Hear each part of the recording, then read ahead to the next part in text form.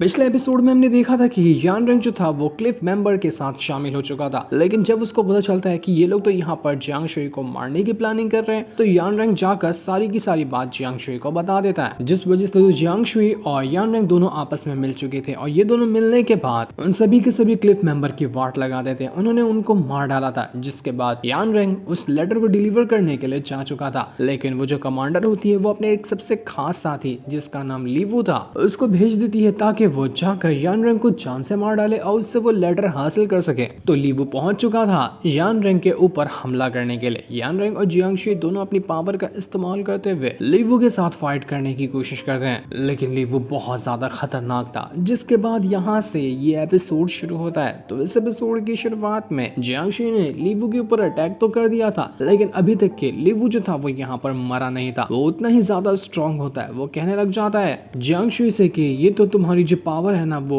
Illumination वाली है, बहुत ज्यादा कमाल की। मुझे नहीं लगा था कि तुमने स्वॉर्डमैनशिप में इतनी ज्यादा पावर को हासिल कर लिया होगा, लेकिन जो जितना ज्यादा पावरफुल होता है ना उसको मारने का उतना ही ज्यादा मजा होता है, तो मैं तुम्हें छोड़ने नहीं वाला हूँ। ये सुनकर यान रेंग जो था वो बहुत ज्यादा गुस्सा हो जाता है। वो अपनी स्वॉर्ड पावर को एक्टिवेट करता है और उसे लिए हुए सीधा लीवू की तरफ बढ़ चुका था ताकि उसके ऊपर अटैक कर सके। लेकिन लीवू जैसे ही अपना एक पावरफुल वेपन फेंक कर मारने वाला था यान रेंग को कि तभी वहां पर उड़ते हुए एक स्टोन आ जाता है जिसने उस वेपन को यहाँ पर दूर कर दिया था। यान रेंग को समझ नहीं आता कि आखिर ये स्टोन किसने फेंका, कौन उसको बचाना चाह रहा है, लेकिन वो कुछ सोच समझ पाता कि तब तक के उस लीवू ने दोबारा से अपना अटैक एक्टिवेट कर लिया था और वो यान रेंग के ऊपर हमला करने लग जाता है। यान रेंग यहाँ पर भड़क चुका था तो अपनी स्वॉर्ड पावर को बहुत ही खतरनाक तरीके से एक्टिवेट कर लेता है, जिस वजह से वो स्वॉर्ड पावर ने उसको अपने पोजीशन में लेना शुरू कर दिया था। तो यहाँ पर यान रेंग स्वॉर्ड पावर के पोजीशन में आने के बाद उस लीवू के साथ फाइट करने लग जाता है। वो एक से बढ़कर एक अटैक देकर मारता है उसके ऊपर। एक खतरनाक स्लैश अटैक वो उसके ऊपर क्या मार देता है कि जिस वजह से लीवू की हालत खराब हो चुकी थी। वो यान रेंग के इस अटैक को झेल नहीं पाता, लेकिन वो था तो एक नंबर का घटिया आदमी। तो हालत खराब होने के बाद भी वो अपना एक सीक्रेट वेपन बाहर निकालता है जो कि सुई के जैसा था और उसको फेंक देता है यान रेंग की तरफ ताकि सुई लगते साथ ही यान रेंग मर जाएगा। बीच में जियांग शुई आ जाती है और तुरंत ही अपनी स्वॉर्ड की मदद से उस सुई को रोकने की कोशिश कर रही थी, वरना ये सुई लगा तो बहुत बड़ी मुसीबत हो जाएगी। लेकिन जियांग शुई से वो सुई यहाँ पर रुकती ही नहीं। लीवू तो बहुत ज्यादा खुश था कि अब तो यहाँ पर ये यान रेंग मरने वाला है। मेरी सुई का अटैक ना कभी कोई रोक पाया था ना ही कभी कोई रोक सकता है, इसकी तो मौत लिखी हुई है। अब मैं यहाँ पर इसको मार कर इससे वो लेटर हासिल कर लूंगा। लेकिन ये उसकी सबसे बड़ी गलत फहमी थी। सुई यहाँ पर जैसे यान रेंग के करीब आती है, ऊपर से एक दूसरा पावरफुल वेपन आ जाता है जो सीधा उस सुई को डिस्ट्रॉय कर चुका था। लीवू दंग रह जाता है कि ये हुआ तो हुआ कैसे, कौन आया यहाँ पर जिसने मेरे सुई के अटैक को डिस्ट्रॉय कर दिया। उसी के साथ साथ यान रेंग भी हैरान था कि यहाँ पर अचानक में आया कौन जो मुझे बचाने की कोशिश कर रहा है। जिसके बाद देखते ही देखते आसमान में एक स्वॉर्ड फॉर्मेशन क्रिएट होने लग जाता है और उसके अंदर से अनगिनत स्वॉर्ड बाहर निकल कर उस लीवू के ऊपर अटैक कर रही थी, जिस वजह से लीवू की हालत खराब हो जाती है। वो कहने लग जाता है कि ये स्वॉर्ड टेक्निक तो बहुत ज्यादा खतरनाक है, तो जो भी बंदा यहाँ पर छुपा हुआ है ना सामने आ जाओ, मैं तुमसे मिलना चाहता हूँ कि आखिर तुम हो कौन और मेरे काम में टांग क्यों घुसा रहे हो। अब तब वहां पर आता है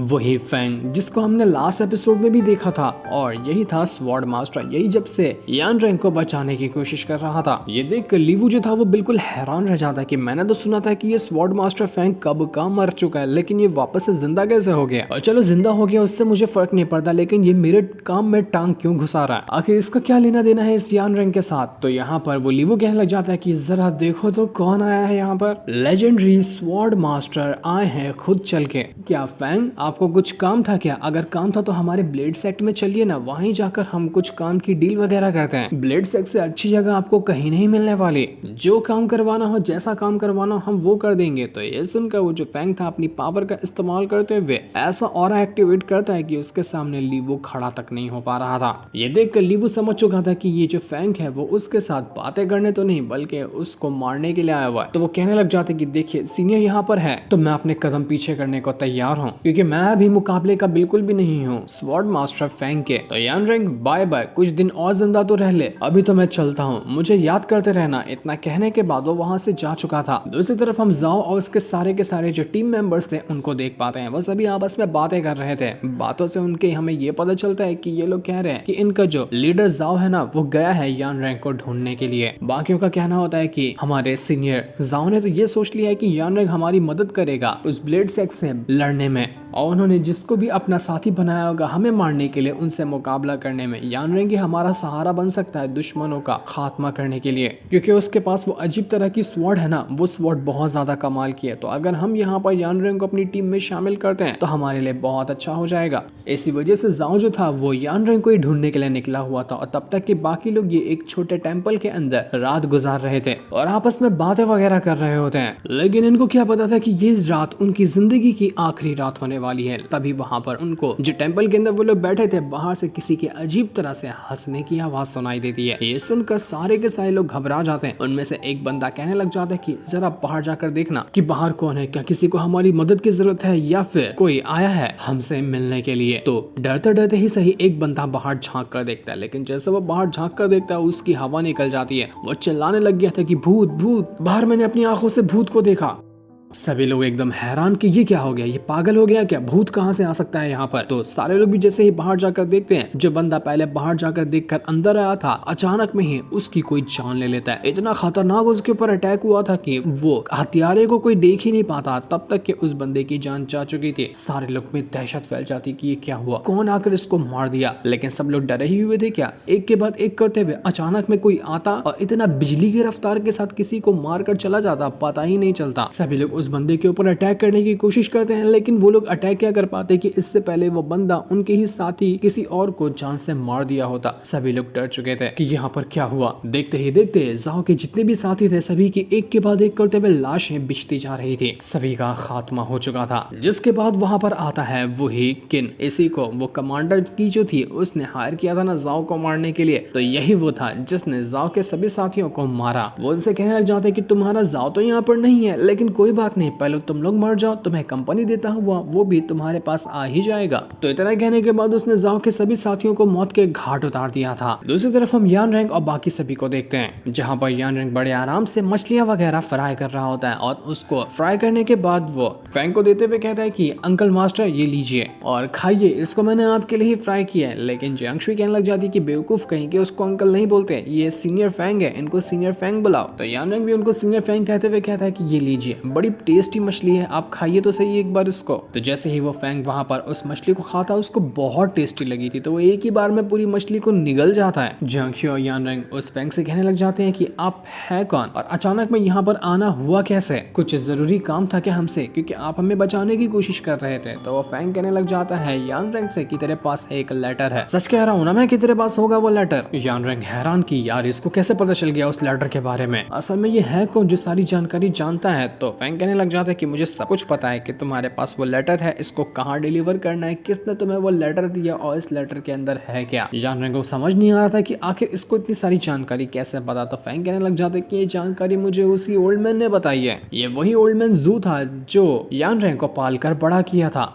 तो ये सुनकर यान रैंक एकदम हैरान रह जाता है। वो सीधा एक्साइटमेंट में फैंग का गला पकड़ लेता है और उसका कॉलर पकड़ते हुए कहता है कि बताइए ना, प्लीज बताइए मुझे कि क्या वो ओल्ड मैन जू अभी तक के जिंदा है, अगर वो जिंदा है तो मेरे पास वो मिलने क्यों नहीं आए, आखिर मैंने उनका क्या बिगाड़ दिया, मैं उनसे मिलना चाहता हूँ, मुझे नहीं पता कि वो जिंदा भी है या फिर वो नहीं है। तो ये सुनकर वो जो फैंग था वो एक उंगली से ही क्या टच क्या करता है यान रैंक को, कि यान रैंक उड़कर दूर फेंका चुका था। मतलब साफ था कि ये फैंग बहुत ज्यादा स्ट्रॉन्ग है। जियांगशुई जाकर यान रैंक को संभालती है और वो जो फैंग था वो उससे कहने लग जाता है कि अगर ओल्ड मैन जू की वजह से मैं यहाँ पर शांत नहीं होता ना, तो कब का इस हरकत की वजह से मैं तुम्हारी जान ले लिया होता। और हाँ, तुमने मुझसे सवाल किया ना कि ओल्ड मैन जू अभी तक के जिंदा भी है या फिर वो नहीं है, तो मैं इसका तुम्हें जवाब देता हूँ कि हाँ वो जिंदा है, लेकिन पहले उनका तुम काम करो, उसके बाद ही तुम जाकर उनसे मिल सकते हो। ये लेटर बड़ी जिम्मेदारी से बड़ी उम्मीदों के साथ उन्होंने तुम्हें दिया है। ये लेटर कोई मामूली चीज नहीं है, इसकी पावर को समझना और जहाँ इसको ले जाना है वहां लेकर चले जाना। जब तुम यहाँ से थोड़ी दूर जाओगे ना तो तुम्हें एक ब्लू सिटी मिलेगी। ब्लू सिटी को पार करने के बाद ईस्ट की तरफ आगे बढ़ लेना, वहीं पर तुम्हें वो ज़ुआनज़ियान सेक्टर मिलेगा जहां पर तुम्हें ये लेटर को डिलीवर करना है। ओल्ड मैन जू के कहने पे ये मैं यहाँ पर तुम्हें गाइड करने के लिए आया हुआ था और तुम्हारी हेल्प करने के लिए आया हुआ था। तो उम्मीद है कि तुम ओल्ड मैन जू को निराश नहीं करोगे और जो काम तुम्हें दिया गया है उसे अच्छे से निभाओगे। इतना कहने के बाद वो जो स्वॉर्ड मास्टर फैंग था वो वहां से चला जाता है। यान रैंक बिल्कुल ही हैरान था कि आखिर ये था कौन, इसके कहने का मतलब क्या था, ये इतनी सारी चीजें क्यों जानता है, मैं तो उसको नहीं जानता। आखिर मेरे ओल्ड मैन जू का इस बंदे के साथ क्या रिलेशन है, उसको कुछ भी नहीं समझ में आ रहा था, लेकिन उसको एक चीज पता थी कि उसको लेटर डिलीवर करना है, तो वो वही काम करने में लगा हुआ था। दूसरी तरफ हम शिया को देख पाते हैं जो बड़े आराम से जंगल में सवारी करते हुए आगे बढ़ रहा था। उसके पास फैंग आकर उससे कहने लग जाता है कि तुम्हें पैसे की पोटली तो मिल गई है ना, तो तुम यहाँ पर इधर उधर क्यों मंडरा रहे हो, अपने काम पर क्यों नहीं जाते? तुम्हें तो पता ही होगा कि यान रैंक अब कहाँ जाने वाला है, तो यहाँ पर बैठ कर टाइम पास करने से अच्छा है कि तुम वहां पर जाओ। मैं लीवू से मिल चुका हूँ, वो लीवू कोई नॉर्मल बंदा नहीं है, वो बहुत ज्यादा खतरनाक है और कमांडर की जो है वो उसको पसंद भी करता है। कमांडर की को इम्प्रेस करने के लिए वो किसी भी हद तक के जा सकता है, उसकी किसी भी हद तक जाना नुकसान करेगा यान रैंक को, वो उसके ऊपर जान का खतरा बनकर मंडराता रहेगा। तो मैंने जो तुम्हें पैसे दिए हैं उसका काम करो और जाओ और यान रैंक को प्रोटेक्ट करो। उम्मीद है कि तुम मेरी बात समझ गए होगे। इतना कहने के बाद वो फैंग जो था वो वहां से चला जाता है। शियाओ भी हैरान रह गया था कि कभी किसी को मारने के पैसे मिलते हैं, कभी बचाने के पैसे मिलते हैं, ये क्या चक्कर चल रहा है, मुझे कुछ समझ नहीं आ रहा। लेकिन अपने को क्या, अपने को सिर्फ पैसे से मतलब है, पैसे मिलते रहे, काम होता रहेगा। जिसके बाद यान रैंक और जियांगशी दोनों जो थे वो यहाँ पर ब्लू सिटी के अंदर आ जाते हैं। लेकिन यहाँ पर जियांगशी ने यान रैंक को बिल्कुल लड़कियों वाला मेकअप करा दिया था। वो लड़की भी नहीं, मतलब क्या बोलो, कुछ और ही लग रहा था। वो इतना कॉमेडी और इतना फनी लग रहा होता है जिसकी कोई हद नहीं थी। जियांगशी इससे कहने लग जाती कि देखो यहाँ पर भी कोई तुम्हें पहचान ना ले, इसलिए तुम्हारी मैंने इस तरह से शक्ल बना दी है। मेरे फादर कहा करते थे कि जो इंसान शक्ल से अगली होता है ना, उसको कोई खतरा नहीं होता। जैसे कि समझ लो कोई लड़की ही हो गई, अगर उसकी शक्ल गंदी रहेगी तो थोड़ी ना कोई लड़का उसको परेशान करने के लिए आएगा। इसी तरह से मैंने तुम्हें गंदा बना दिया, तुम बिल्कुल अगली नजर आ रहे हो, लेकिन मानना पड़ेगा बड़े क्यूट भी तुम हो। यान रैंक को तो अंदर से बहुत ज्यादा गुस्सा आ रहा था। वो कहने लग जाता है कि जरूर पक्का ये जियांगशी ना इस मौके का फायदा उठाते हुए अपनी सारी भड़ास निकाली है मुझ पर। इतना गंदा शक्ल कौन बनाता है, या देख के मैं आईने में अपने आप को डर जाऊं। पक्का ये जियांगशी का सोची समझा चाल था जिसने मुझे इतना घटिया बना दिया। लेकिन मैं भी शांत बैठने वाला नहीं हूँ, मैं भी अभी यहाँ पर इसकी इज्जत भरे बाजार में निकालता हूँ। तो वो यहाँ पर चिल्लाते हुए सभी से कहने लग जाता है कि जियांगशी, यहाँ पर तुम कह रही हो ना कि फादर बहुत ज्यादा खुश होंगे, तो मुझे पता है कि फादर बहुत ज्यादा खुश रहेंगे जब उन्हें पता चलेगा कि हम दोनों यहाँ पर शादी करने वाले हैं, वो भी दुनिया से छुप कर। और शादी हो जाएगी तो हम जाकर तुम्हारे फादर को सरप्राइज देंगे। इससे मुझे यकीन है कि वो बहुत ज्यादा खुशी महसूस करेंगे। तो ये सुनकर जितने भी बाजार में लोग थे वो लोग हंसने लग जाते हैं कि देखो देखो इस लड़की को, तो देखो ये सीक्रेट तरह से शादी कर रही है, वो भी इतने कॉमेडी से बंदे के साथ जिसकी शक्ल देख के लोग डर जाएं। सभी यहाँ पर जियांगशी का ही मजाक उड़ाने लग गए थे। तो जियांगशी गुस्से में यान रैंक का कान पकड़ते हुए कहती कि तुम्हारी तो बहुत जुबान चलती है, बिल्कुल कैंची की तरह तुम्हारी काट डालूंगी तुम्हारी जुबान। सबके सामने मेरी बेइज्जती करवा दी, मौका मिलने दो तो मैं छोड़ूंगी नहीं। जिसके बाद वो और जियांगशी दोनों एक रेस्टोरेंट के अंदर आने के बाद वहां पर ढेर सारा खाना खाने लग जाते हैं। यान रैंक तो मानो जन्मों जन्मों का भूखा, वो इतना खाना खा रहा था कि सब उसको देखते ही रह जाते हैं। लेकिन तभी वहां पर ड्रैगन मैंशन के कुछ गार्ड्स आने लग गए थे। इनमें से एक बंदा होता है जिसका नाम था लॉर्ड वी। तो उन बंदों को जैसे ही बाकी लोग देखते हैं वो सभी डर जाते हैं और अपनी जान बचाकर इधर उधर भागने लग गए थे, क्योंकि ये लॉर्ड वी और इसके जितने भी साथी हैं वो गली के लुच्चे लफंगे हैं, हफ्ता वसूली करने के लिए एनी टाइम आया करते हैं। जो भी पकड़ में आ गया उसको पकड़ा और उससे हफ्ता वसूली करने लग गए। इसी वजह से सारे के सारे लोग अपनी जान बचाकर इधर उधर भागने लगे थे ताकि ये उन्हें भी ना पकड़ ले। जैसे ही ये लॉर्ड वी उसी रेस्टोरेंट में आता है जहां पर यान रैंक मौजूद था, तो इस रेस्टोरेंट का मालिक यहाँ पर लॉर्ड वी के पास आने के बाद कहने लग जाता है कि देखिए सीनियर, अभी धंधा बहुत ज्यादा कम चल रहा है, मैंने तो आपको पहले से ही करीब करीब 10 साल की एडवांस में हफ्ता वसूली के पैसे दे दिए हैं ना, तो इस बार हमें माफ कर दीजिए, अगली बार कभी आना, थोड़ा पैसा होगा तो हम आपको दे देंगे। यान रैंक एकदम हैरान कि भाई साहब ये है कौन, जिसको देखते साथ ही सभी की फट कर हाथ में आ गई। मेरे तो 2 हाथ का नहीं है, 2 हाथ मारूंगा ये 4 चक्कर नाच जाएगा। लेकिन वैसे मुझे क्या, ये तो वैसे भी मुझे पहचानने वाला नहीं है, तो अपने आप को बचा कर ही रखना बेहतर है। पर लॉर्ड भी कहने लग जाता है कि इस बार मैं हफ्ता वसूली करने नहीं आया, मैं तो इस बार कुछ और काम के लिए आया हूँ। वो यहाँ पर यान रैंक को ही ढूंढने के लिए आया हुआ था, उसके पास वो पोस्टर भी था। तो जैसे ही उसकी नजर यान रैंक के ऊपर जाती है, पहली झलक में तो वो उसको पहचान नहीं पाता उसके अजीब से मेकअप की वजह से। लेकिन जब वो अच्छे से गौर से देखता है अपना पोस्टर निकाल के, तो कहता है कि पकड़ो इस इंसान को, यही है यान रैंक, इसको पकड़ेंगे तो हमें ढेर सारे पैसे मिलेंगे। तो लॉर्ड वी के जितने भी साथी वगैरह थे वो सभी टूट पड़ते हैं यान रैंक के ऊपर और उन्होंने उसको चारों तरफ से घेर लिया था। यान रैंक परेशान, वो जियांगशी को चिल्ला चिल्लाते हुए कहता है कि तुम्हारी तो किस तरह का घटिया मेकअप लगाया मेरे ऊपर कि इसने तो मुझे पहली झलक में ही पहचान लिया, किसी काम की नहीं हो तुम, इतना गंदा बना लिया लेकिन लोग तो मुझे वैसे भी पहचान रहे हैं। तो जियांगशुई कहने लग जाती कि मैंने कहा था ना, लड़कियों वाला मेकअप करने के बाद तुम्हें छोटे कपड़े भी पहनने पड़ते हैं, थोड़ा लड़कियों वाले कपड़े पहनते कमर मटका कर चलते हैं तो ज्यादा चांसेस थे कि कोई तुम्हें नहीं पहचानता। अब लो, अब हो गई मुसीबत। इसके बाद तो यान रेंग यहाँ पर अपने आप को बचाते हुए उनसे लड़ने की कोशिश कर रहा था, लेकिन लॉर्ड वी और उसके जितने भी साथी थे उनकी तादाद बहुत ज्यादा होती है। वो चारों तरफ से यहाँ पर यान रेंग को घेर लेते हैं ताकि उसको पकड़कर उसे कमांडर के हवाले कर सके। तो इस वजह से यान रेंग और जियांगशुई दोनों उनके साथ फाइट करने लग जाते हैं। जैसे ही एक सिपाही जियांगशुई के ऊपर अटैक करने वाला था, जियांगशुई चॉपस्टिक निकालती है और उस सिपाही के पारिवारिक रत्न के ऊपर ही मार देती है। इस चीज को देखकर तो जितने भी बाकी सिपाही थे उनकी हवा निकल गई थी। वो तुरंत अपने कदम पीछे करने लग जाते कि भाई साहब इसका तो जनरेशन खत्म हो गया।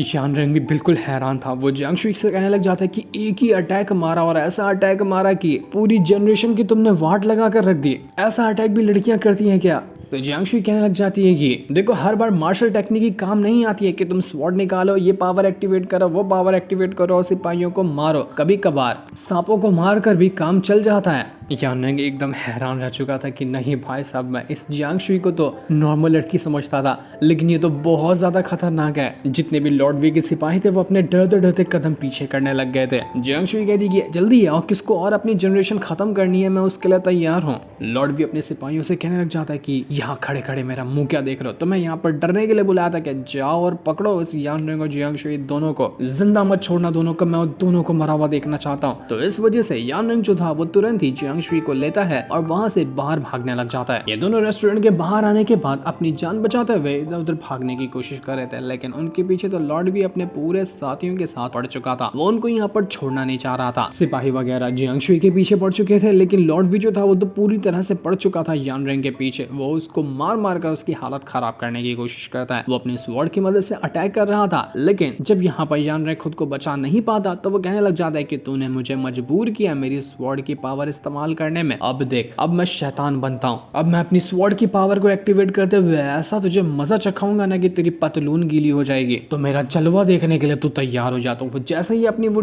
स्वॉर्ड वाली पावर को एक्टिवेट करने वाला था कि वो रास्ता इतना पतला होता है और स्वॉर्ड इतनी बड़ी होती है कि रास्ते के बीच के अंदर जाकर स्वॉर्ड अटक जाती है। ना वो स्वॉर्ड ऊपर जा पा रही थी, ना वो स्वॉर्ड नीचे आ पा रही थी। ये देखकर यान रेंग परेशान किया, अरे यार गरीबी में आटा गीला, ये क्या हो गया? अरे मेरी जान स्वॉर्ड, निकल निकल जल्दी बाहर निकल वरना ये मेरी जान ले लेगा। इस मौके का फायदा उठाते हुए वो जो लॉर्ड भी था वो पूरी तरह से हावी होने की कोशिश करता है यान रेंग के ऊपर कि अब तो यहाँ पर ये खुद को बचा ही नहीं सकता, तो मैं इसको छोड़ूंगा नहीं। यान रेंग की हालत खराब। जैसे ही उसके पर अटैक लगने वाला था ये सीन यहाँ पर कट हो जाता है, जिसके बाद हम जियांगशुई को देख पाते हैं। वो सभी सिपाहियों को मजा चखाने के बाद यान रेंग को ढूंढ रही थी। वो कहती है कि यान रेंग तुम कहाँ चले गए? अबे किधर मर गए तुम, या फिर कोई बंदा तुम्हें उठाकर ले गया लड़की समझ के? मुझे तुम्हें ढूंढना होगा। लेकिन उसको वहां पर सिर्फ यान रेंग की स्वॉर्ड दिखाई देती। यान रेंग वहां पर मौजूद ही नहीं था, जिसे देखकर वो हैरान रह जाती कि यान रेंग कहाँ चला गया। तब उसको सामने वो शियाओ दिखाई देता है जो कि वहीं पर बैठा हुआ था। जियांगशुई से कहने लग जाती है कि कौन हो तुम, कहाँ से आए हो तुम? तुम्हें ने यान रेंग को उठाया है ना, यान रेंग को हवाले करो मेरे, वरना तुम्हारे लिए अच्छा नहीं होगा। तुम उसी ब्लेड सेट के बंदे हो ना, मैं सब जानती हूँ। तो ये सुनकर वो शियाओ कहने लग जाते कि अरे ना ना ना, मुझे कहाँ उन ब्लेड सेट के गवारों के साथ कंपेयर कर रही हो? अरे मैं तो हसीनों का दीवाना हूँ, मेरा नाम शियाओ है। लोग तो मुझे मास्टर शियाओ कहकर बुलाते हैं और लड़कियां मुझे